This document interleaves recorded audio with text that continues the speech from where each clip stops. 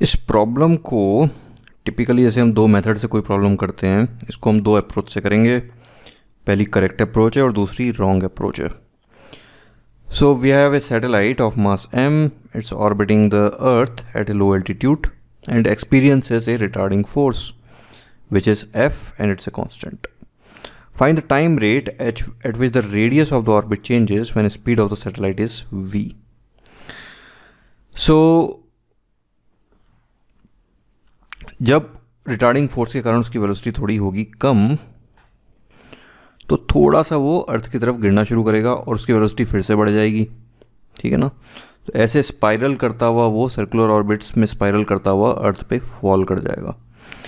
तो जो अंदर की तरफ वो गिर रहा है अर्थ की तरफ, भाई रिटार्डिंग फोर्स है तो अर्थ की तरफ ही गिरेगा ना। तो जब अंदर की तरफ वो गिर रहा है तो वो जो dr/dt है उसके अंदर गिरने की स्पीड वो हमसे पूछिए।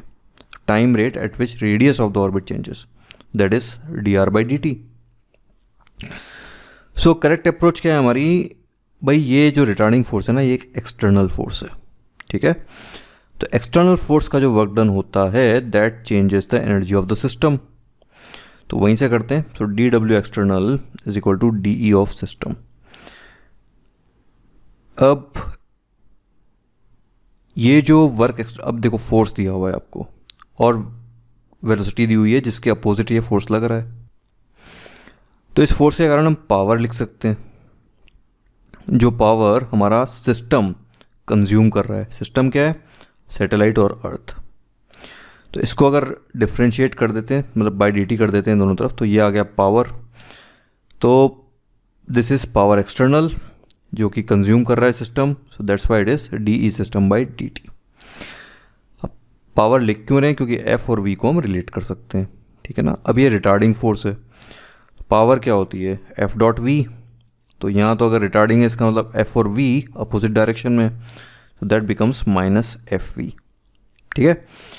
अब एनर्जी ऑफ द सिस्टम, अब ये गोल गोल स्पाइरल ऑर्बिट बनाते हुए गिर रहा है, तो at any moment you can say the orbit is circular, और सर्कुलर ऑर्बिट की एनर्जी होती है -gmm/2r।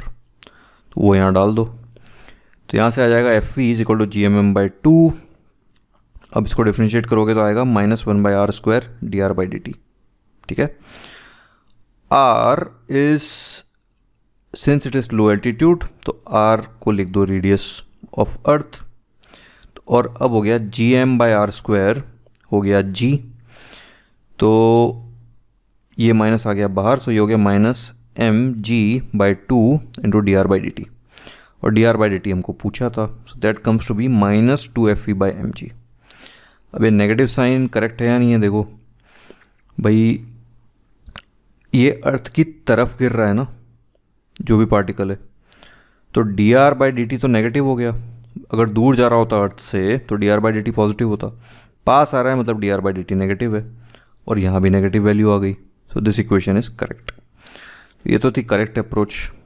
रॉन्ग अप्रोच क्या है ना, आप ये लिखोगे v²/gm/r होता है सर्कुलर ऑर्बिट में, और चूंकि वो ऐसे सर्कुलर ऑर्बिट बनाते हुए गिर रहा है तो इसको कर देते हैं डिफ्रेंशिएट।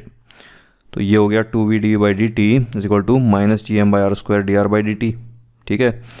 gm/r² हो गया g, और dv/dt हो गया -f/m। रिटार्डेशन हो रहा है ना, तो dv/dt क्या है, नेगेटिव हो गया, एक्सेलरेशन इज नेगेटिव f के कारण, सो दैट इज -f/m। तो यहाँ से माइनस माइनस फिर से कैंसिल, और dr/dt आ गया +2fv/mg, which is wrong answer. और डिफरेंस सिर्फ साइन का है। ठीक है। Correct answer has a negative sign, otherwise this term is correct. तो ये गलत क्यों है अप्रोच, भाई देखो आप इसको टाइम के रेस्पेक्ट में नहीं, आप इसको जनरल इस वेलोसिटी को r के रेस्पेक्ट में डिफ्रेंशिएट करो जैसे, तो यह आ जाता है 2v dv is equal to -gm/r² dr। ठीक है। अब this equation is correct if dv and dr represent difference in velocities and radii of two different particles in nearby circular orbits। समझ रहे हो।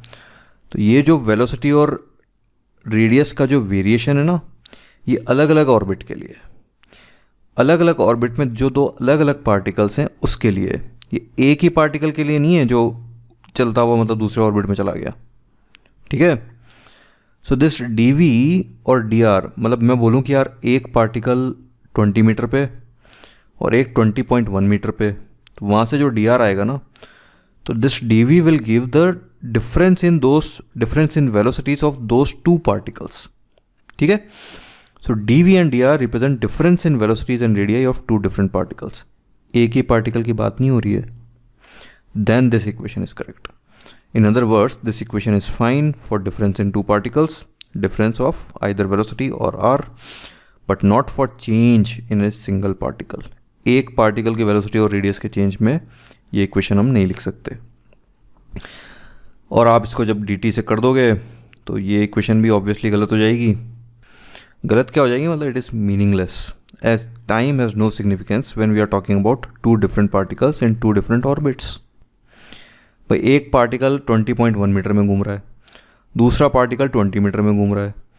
अब उनका जो गैप है विद रेस्पेक्ट टू टाइम, वो गैप थोड़ी चेंज हो रहा है। ठीक है भाई, ये जीरो है basically. This equation is correct अगर यहाँ D V by D T भी जीरो है भाई, क्योंकि दोनों की वेलोसिटी भी चेंज नहीं हो रही है ना भाई। जिस पार्टिकल के लिए आप लिखना चाह रहे हो जो एक ऑर्बिट में घूम रहा है, तो उसकी वेलोसिटी कांस्टेंट है, तो D by D T zero है। ठीक है, D R by D T भी जीरो है। हो गया, ख़त्म हो गई ये इक्वेशन। उतना ही काम है इसका। बाकी अगर आप पार्टिकल अगर छोटा छोटा करके अलग, एक ही पार्टिकल एनर्जी लूज़ करता हुआ अगर छोटे छोटे ऑर्बिट बना रहा है, उसके लिए इक्वेशन वैलिड नहीं है। ठीक है। So because this equation is correct for two different particles, this equation is meaningless as time has no significance when we are talking about two different particles in two different orbits.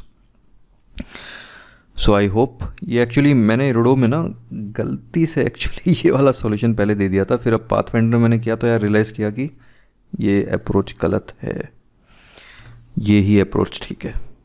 ये full proof है। जो भी आप external work के कारण जो भी change आया एनर्जी ऑफ द सिस्टम में, वहाँ से आप करो। और जो फोर्स दिया हुआ है, वी दी हुई है, तो पावर हो गया F V minus F V, और